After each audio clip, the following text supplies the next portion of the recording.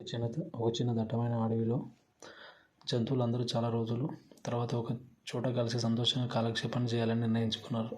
అందుకే ఒక చిన్న సరస్సు పక్కన దావత్ ఏర్పాటు చేయాలనుకున్నారు. ప్రతి జంతువు తనకు తోచిన వంటకం లేదా పానీయం తీసుకురావాలని నిర్ణయించుకున్నారు. కోతి మాత్రం ఒక ప్రత్యేకమైన ఏదైనా చేయాలని అనుకుంది. అడవిలో దొరికే మామిడి పండ్లను, జామ పళ్ళను తేనెతో కలిపిన ఒక తీయని పానీయాన్ని, ఫ్రూట్స్ వైన్ని తయారు చేసింది. దాంతో అందరూ కలిసి జింక, ఏనుగు, ఎలుగుబంటి, నక్క అందరితో ఎంతో ఆనందపడ్డారు. అందరూ చిన్న గిన్నెలో వేసుకొని రుచి చూశారు.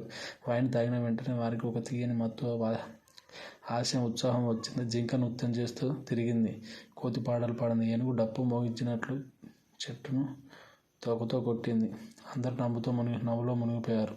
చిన్న కుందేలు ముందుకు వచ్చి చెప్పింది, సరదాగా బాగానే ఉంది, కానీ ఏదైనా ఎక్కువైతే మంచిది కాదు. ఆనందంతో సంతోషంగా ఉండాలి, కానీ అదుపు కోల్పోవద్దు. కుందేలు మాట విన్న జంతువులందరూ తాము అదుపులో పెట్టుకున్నారు. తర్వాత పండ్లతో చేసిన వంటకాలు, తేనె కేకులు తింటూ, కథలు చెప్పుకుంటూ సాయంత్రం ఆనందంగా గడిపారు. రాత్రి అయ్యేసరికి ఆ రోజు నిజంగా ప్రత్యేకమైన రోజు అని చెప్పుకుంటూ ప్రతి జంతువు తన గూటికి సంతోషంగా తిరిగి వెళ్ళిపోయాయి. Please subscribe my channel.